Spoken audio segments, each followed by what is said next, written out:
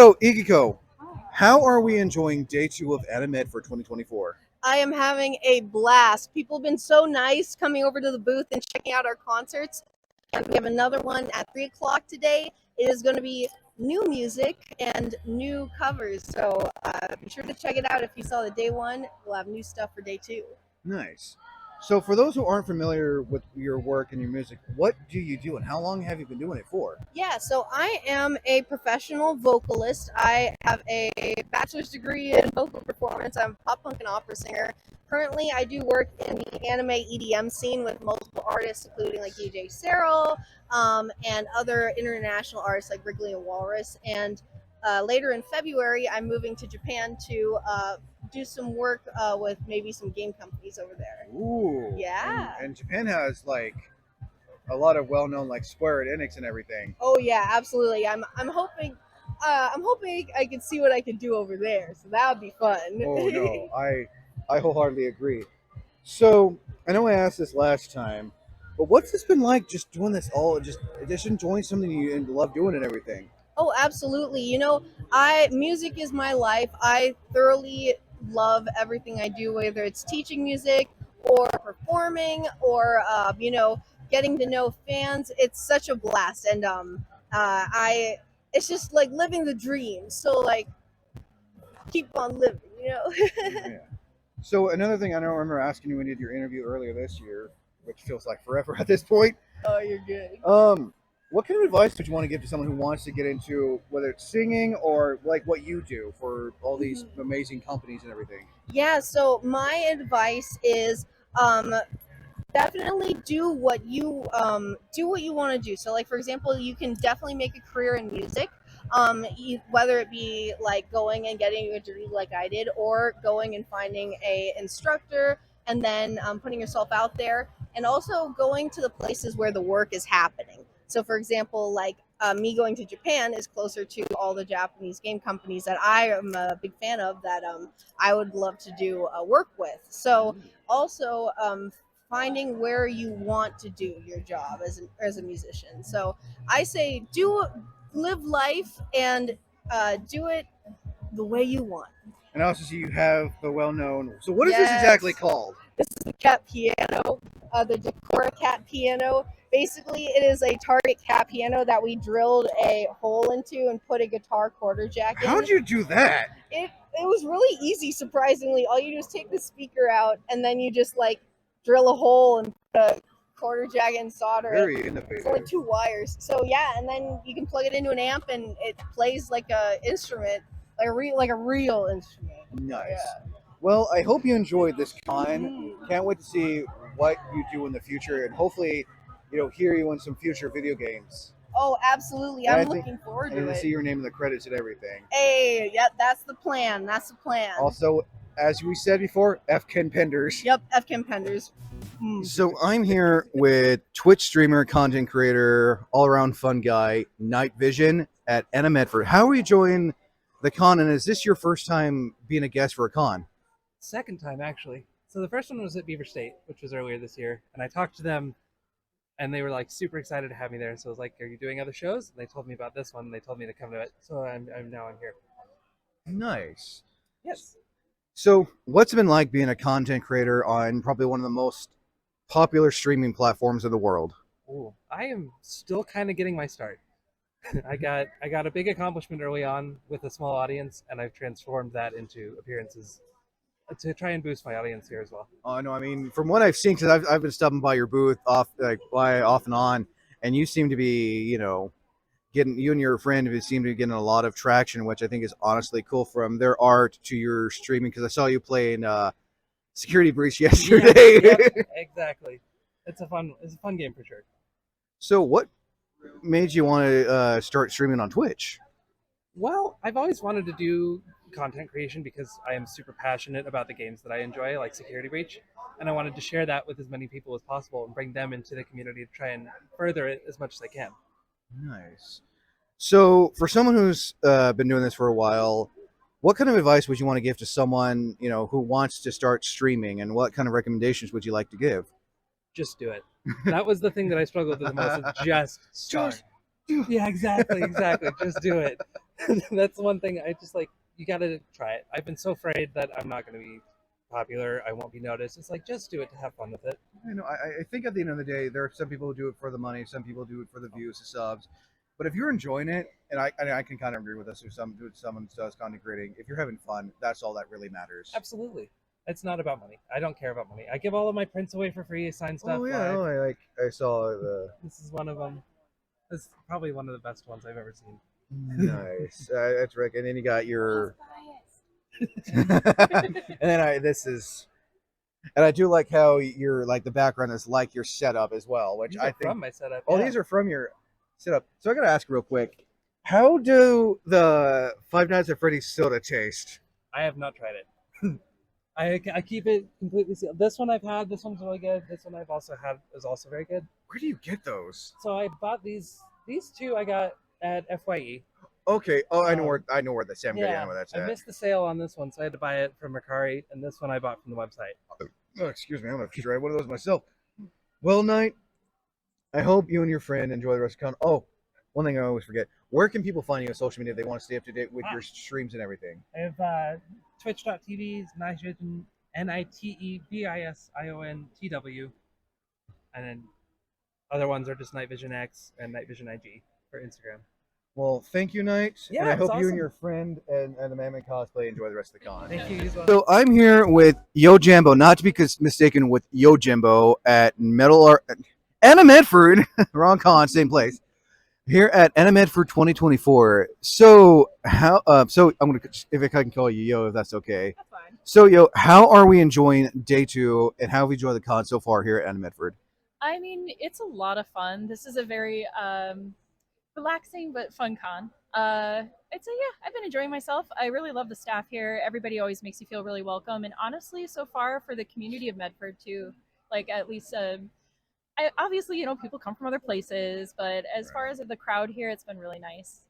So for those who aren't familiar with you, mind telling a little about your art and what made you want to get into doing art and everything? Sure. So I mean, I guess I've been drawing, obviously since I was young, Right. but I've gotten into anime shows ever since I discovered it was a thing that you Ooh. could be. What was your an first artist. anime? My first anime expo. No, I mean your first anime that you got into. Oh, my first anime. Okay, so I'm a little older, and there was this place called Suncoast that was like an old video store. If all the other geezers remember this, Sounds like something from the '90s. And I was born in yeah, the '90s. So Suncoast Video, and they had like a little tiny bit of anime, and so I found Devil Hunter Yoko, which is super random, and then from Devil Hunter Yoko, and Gunsmith Cats. Oh, so we're like talking like anime from the '80s. Yeah, well, I think 80s or 90s, because I want to say that like it's kind of like really at the tail end of the 80s, if not like beginning of 90s. And then so I got those to VHS and I ran them into the ground. And I'm just gonna wait till you finish. Oh, it doesn't pick this up. Okay. Dragon Half, which is a really old 90s comedy, and it was an OVA, and so it's based off a really long-running manga series, and that was so cute, and like that really inspired me as far as my cute art. I'd say like that was probably my first influence for the cute stuff. Nice. Yeah. So out of all these pieces you've done up here, which has been your favorite so far? Well, I mean, I really like the Moko twins here, which are they're VTubers. Oh, nice. And I just thought it turned out really nice because you see their faces, but there's like a little bit of action in it too. So I felt like the composition turned out really well. And then I really love my Jossum Shark Facts for Gura, because I actually did a lot of research for that, and I also love sharks, special interest. Nice. So there is actually a citation at the bottom of the poster, really small, but it's there. And then I have original stuff too, so of course I'm very proud of my original I love the character. witch with the cat hat. It's it was my favorite when my sister stopped by yesterday. And I'm always working on stuff for her. She's been really popular. I've been very happy that an original character's been taking off. So Nice. yeah. So, where can people find you on social media if they want to stay up to date with your art or whatever your next convention might be? Instagram is where I'm most active, and it's the same as I'm going to hold up my business card. Yeah, and I can zoom in and show people. Yeah, it's the same as my normal name. Just add an extra O at the end, and it'll take you to my Yojimbu. Instagram. Yeah. I love it. Well, I hope you enjoy the rest of this con. And again, thank you for the Oh, interview. of course. Thank you very much. So I'm here with VTuber, streamer, content creator, Koryoju. Is that how you pronounce the last one? Yeah, Koryojo. Here at Animedford 2024, and also their very first VTuber guest. How are we liking the con so far, Corey? It's awesome. It's really cool. It's really intimate. It's really laid back and chill. It's been great to have some conversations with people in the community, and it sounds like everybody's having a great time at this really cool local con. So I'm just honored to be a part of it. Really. Nice. And this is not your first convention experience, first convention, if not mistaken. Correct. Yeah, this is like our 10th convention. The 10, that's a lot. Yeah, we've got more on the road as well. We'll actually be in Oregon again in December. We're going to another con called KisuCon in Portland, Oregon. Oh yeah, that's a December con this winter. Yeah. Yeah, we'll be there. So one thing I got to ask: what made you want to become a VTuber, content creator, and basically everything over the rainbow? Yeah, for sure. So my story is a little bit funny because I actually had one of my IRL friends hang out with me, and they were like, "Hey, do you know about this thing called VTubing?" And I was like, "No, what is it?" And so she kind of like deep dive, rabbit hole, all of the whole live media sanji, VTubing in general, just kind of like deep dove me into it. And then she was like, "Hey, Corey, I told you about this because I thought you'd be really good at it." And I was like, "All right, that." So then that night, I like really looked into it and I did some research and I decided I did want to pursue it. And then within a week, I had like my concept of Koryojo and whatnot. And then within a month, I was debuting as a VTuber. So I've been VTubing for about 3 years now, almost, and it's been a great time. I'd say the reason why I got into it really was because I enjoyed, being a character online. I used to be in cosplay before this, so you get to dress up as a character and like pose and stuff like that, which is really fun. You kind of get to do that with VTubing, except it's more like digital, right? And also the creative outlet. I worked on music and creative stuff before VTubing, and VTubing just allowed me to have like a platform for it. So it's been really great to be able to do that. I'd say what kept me within VTubing, what's made me stay, is really the community. I love hanging out with the community and interacting with the people that come by my stream and making laughs, just making people smile. It's a great time. So, the question I always ask any content creator guest, special guest in general, what kind of advice would you want to give for someone who may want to get into VTubing? Because I know VTubing has been very popular in the past few years, especially ever since COVID. Yeah, for sure. I'd say, it's really interesting because it really depends on the reason why you want to get into VTubing. But I think people get really stuck behind the aesthetics of it, right? Like, oh, we get to have a pretty model and be an anime person really online, which is really cool. But at the core of VTubing is streaming, is content creation. And I will say it's a bumpy road sometimes to create content. There's a lot of ups and downs. And so you have to be prepared if you are trying to take VTubing seriously. You have to be prepared to do that, to be consistently streaming, creating content, and things like that. Now, again, that's if you want to take it seriously. If you just want to have fun, again, don't worry about all those things. Just have fun and enjoy what you want to enjoy out of VTubing.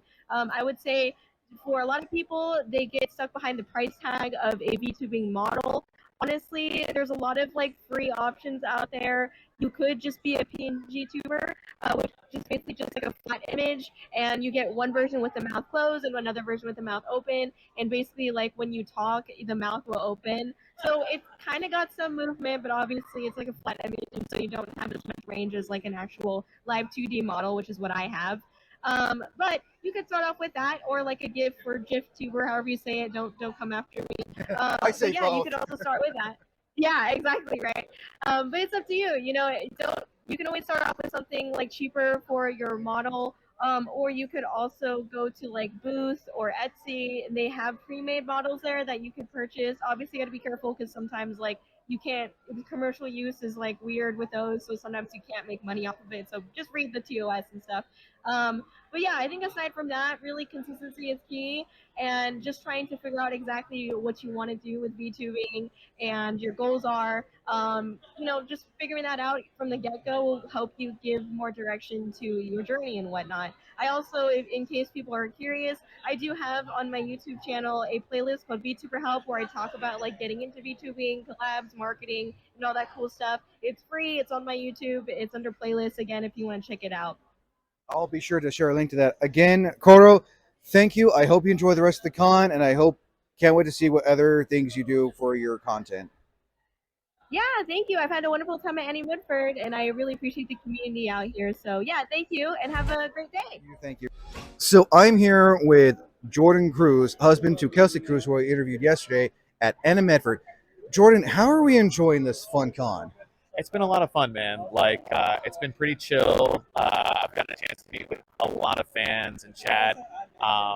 Really, really sweet people. It's been very, very kind. A lot of fans have been absolutely careful of the phenomenal. camera. And honestly, like I've never been to Medford before. So first time. It's my first time in Medford. Nice. And it's been super pretty outside too. Like the weather's been phenomenal. You guys avoided the smoke we had a while back. That's what I heard. They were saying that the past few years there's been like smoke just because of some of like the forest fires and everything. It felt like living in Silent Hill. That's what they were saying. But it's been really pretty, and I've always been a fan of like the mountains and the hills. Kelsey's from Seattle, so whenever we go to visit, I'm always like in awe of just how pretty it is up there. Because Texas doesn't have that. Texas is very, very flat. humid. From what I've seen and heard, and a voice actor who lives over there I interviewed, they said it's the same thing. It pretty much is. Like, it's there are pretty parts to Texas, but a lot of it tends to be pretty flat. Yeah. So, for those who may not know you, how long have you been into voice acting, and what made you want to get into it? Sure. So I've been voice acting for about 7 years now professionally. Nice. I've been doing it since 2017 professionally. Honestly, just a love for acting made me want to do it. I'd been acting, all 4 years in high school. When I went to college, I kind of took a step back for a little bit, but then I jumped back in. And I had a buddy of mine who was really into anime, and I was watching some dubs with him, and I said to myself, this is pretty cool. Like, they're acting. They don't have to block scenes. They don't have to memorize lines. So I thought, why not give it a shot? Bought myself a microphone. And from there, I just kind of started doing my thing, moved to Texas, and here we are now 7 to 8 years later. And the best thing with voice acting compared to acting like for movies, you have the script right in front of you, too. So I imagine that makes it easier as well. It can. It makes it easier because, like, you know what you're doing, but also, like, a lot of times you don't get the script until, like, day of. Oh. So it's a lot of cold reading. And unless you did your research on the episode beforehand, because nowadays we have the Japanese that comes out a little bit before the English. Oh, yeah, and then it's, like, trying to match. Yeah, so it's like you can do your research and watch, but oftentimes it's a lot of cold reading that you have to do. I imagine it is. So one more question, two more actually. Who was the very first character you voiced when you got into voicing anime 7 years ago? Okay.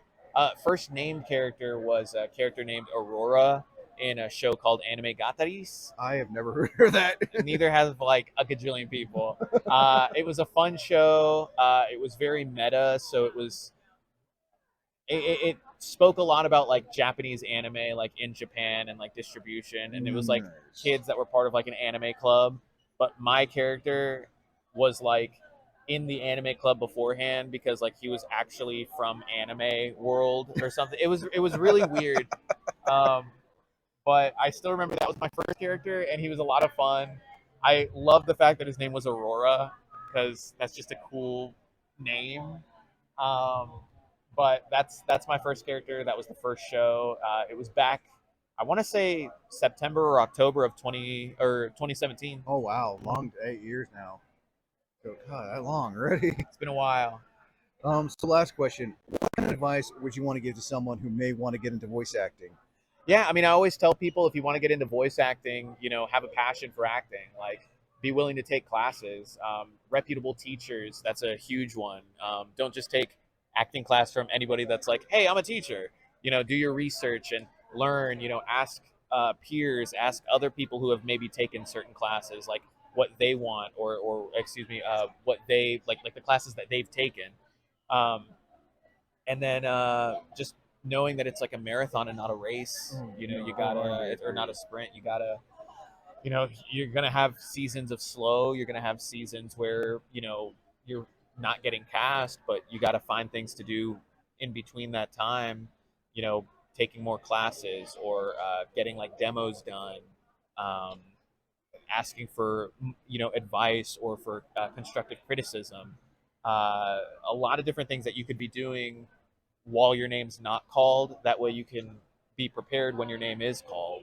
No, that's some really good advice. Yeah, I mean, I've seen a lot of new people come in, and a lot of them are very talented individuals, and I've had people come up to me and ask me, like, even just industry folk, hey, what can I do, because this season's a little slow for me. And it's like, hey, this is what I would recommend doing, because your talent speaks for itself, and if you can just continue to level up your acting ability, right, when they call your name, you're going to be ready, you're going to be prepared, you're going to be on their radar. And when you're able to go in and showcase your stuff, they're going to say, man, okay, this person knows what they're doing, and like they stayed sharp, they kept their tools sharp.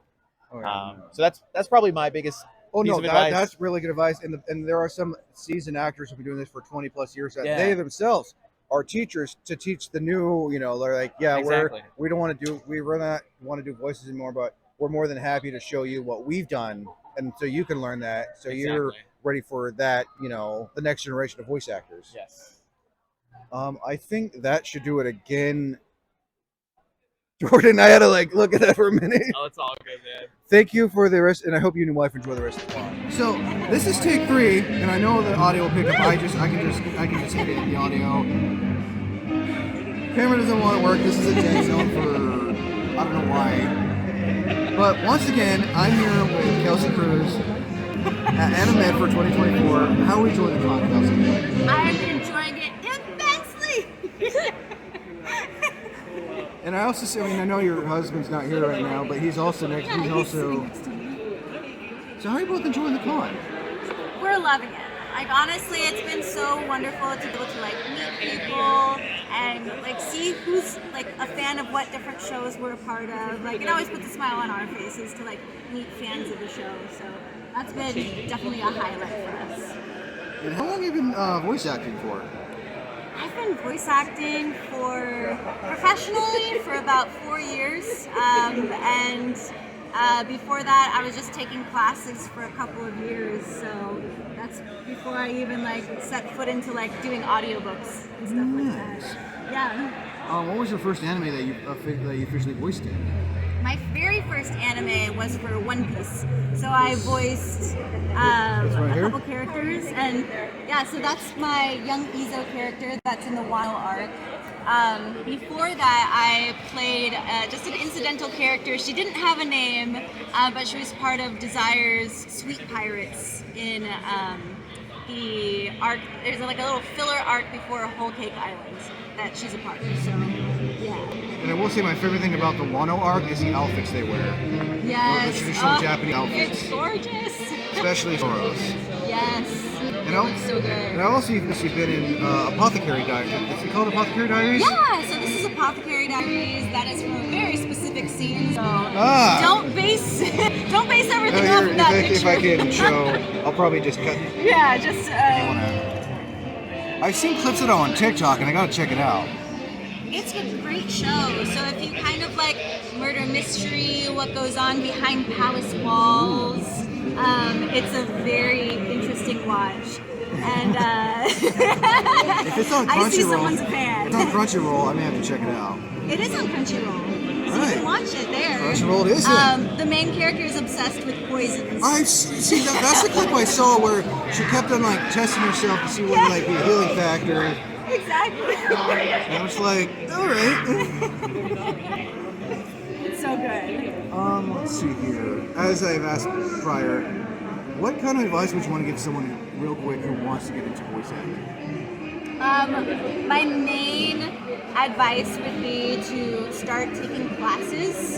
So find good and reputable online classes that you can take, because that means you can take a class from anybody anywhere, which is a great thing, but it can also be like a bad thing if they're not someone that's like reputable or trustworthy in the acting field. So make sure and do your research that it's somebody that has done voice acting, knows their stuff, they've been an actor for a long time, you know. So we want to very much focus on the acting portion of voice acting, because that's what gives our performances life.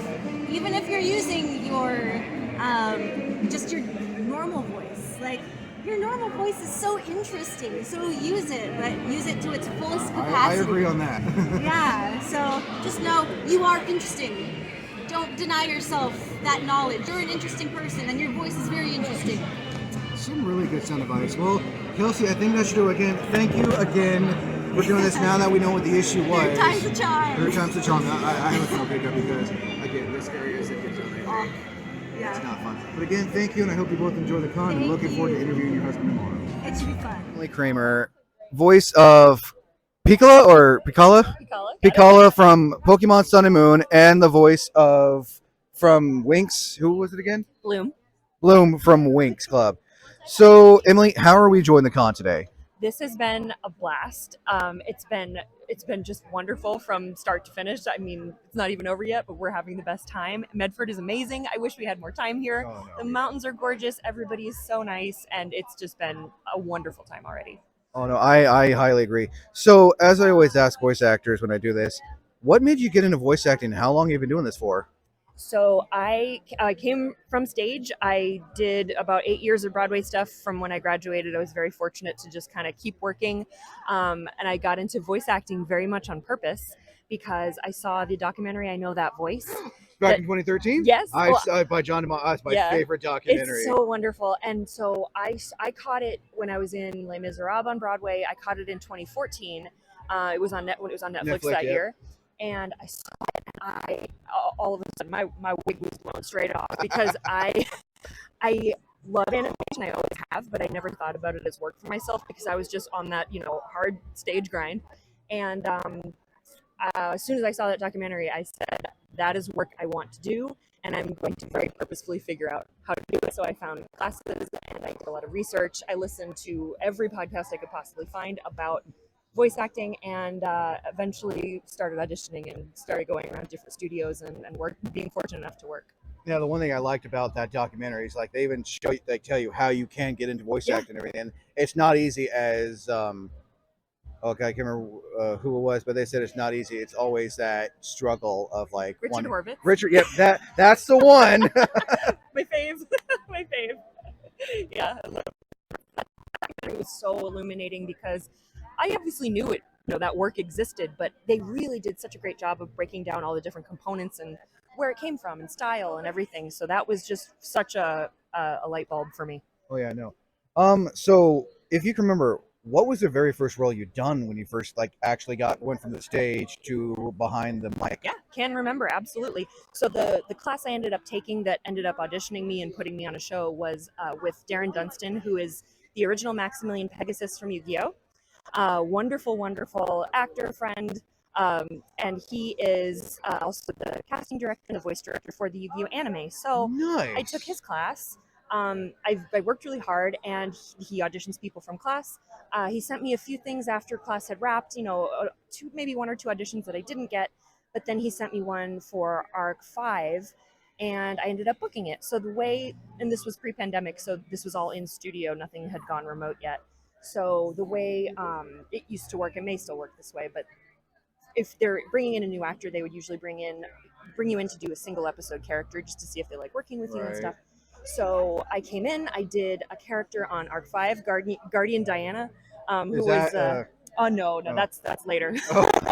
I don't know if I have anything of Diana. I should, but she was my first role, so that was the single episode character, just to see if they liked working in studio with me. Luckily they did. And they finished up Arc 5, and in a few months called me and asked me continues being the lead on the new arc of the series, which was Yu-Gi-Oh! Reigns, and that's when Hey, we should have a picture. yeah, that's when I became Blue Angel. Blue. Oh, so she's a Yu-Gi-Oh card. Yu-Gi-Oh! Reigns, yeah. Oh, nice. Yeah, so I started recording her in 2018 and right up into the pandemic. And I've done her on like Duel Links and all video games and everything as well. So she's super special to me. Well, I think I should do it. Emily, I hope you enjoy the rest of the con. Thank you. And I believe you have a panel today too, right? I had one yesterday. Oh, yesterday. Sorry. I caught like the last bit of it too. Yeah, with it you was and a lot Lori. of fun. Laurie and I, we had a good time. Well, I hope you enjoy the rest of the con. Thank you. Thank you So, much. Lori, how are you enjoying the whole con from yesterday and today? I'm having a great time. The venue's awesome. The people are super, super nice. It's really well run, and hanging out with the friends, it's been wonderful. I mean, from what I've seen, you've definitely enjoyed the con and whatnot. How was your guys' panel yesterday, by the way? It was super fun. They were really good interviewers, asked really wonderful questions. Fun, silly. We had a blast. So, for those who aren't familiar with you and what you do, what have you done, and what made you want to get into voice acting and everything? I started out as a theater actor and kind of fell into voice acting. Right place, right time. Like you do. Yeah, like you do. But as long as you got training behind you, you can do it. Most people know me as Lily from Pokemon Sun and Moon, and a bunch of the other creatures. And some people also know me as Caillou or Sarah and Saya from Yu-Gi-Oh!, Transformers, a bunch of other stuff. So, what's it been like doing this? And how long have you been doing this for again? I've been doing voiceover for about 14 years. That's a long time. Yeah, I love it. I mean, I get to wear sweats to work. Have to get all I get to roll out of bed and go to my booth. It's wonderful, and you get to play a lot of different kind of things. Nice. That kind of brings me to a question. What's it like being behind the mic instead of being in front of the camera? There's really the only difference is the audience for me, because it's the same. It's acting is acting, but you don't necessarily get the immediate feedback. But I get to also play a lot more being behind the mic and play characters that I wouldn't ever get cast as in person. Nice. So, for someone who wants to get into voice acting, what kind of advice would you like to give? You have to start with a theater acting training background, because a lot of people do voices and not a lot of people can act. I honestly think that's some real sound advice. And I know there are some people out there who think, there are some people who do this because they enjoy it, and there are some people who do it just for the money. What would you like to chime in on that? Just for the money is only going to get you so far. You got to love what you do. No, I wholeheartedly agree. And ever since then, there's been different social media. I've seen a lot of posts on Instagram, Facebook, Twitter, where a lot of people who are just starting out in animation are looking for voiceover work. And from what I've seen, people aren't always happy when they say, "Oh, it's not paid, then I don't want to do it." It's but it gets you your foot in the door. But also, I mean, if you're an anime is not for the money anyway. No. It's just not. That's it. You're not gonna, make it rich.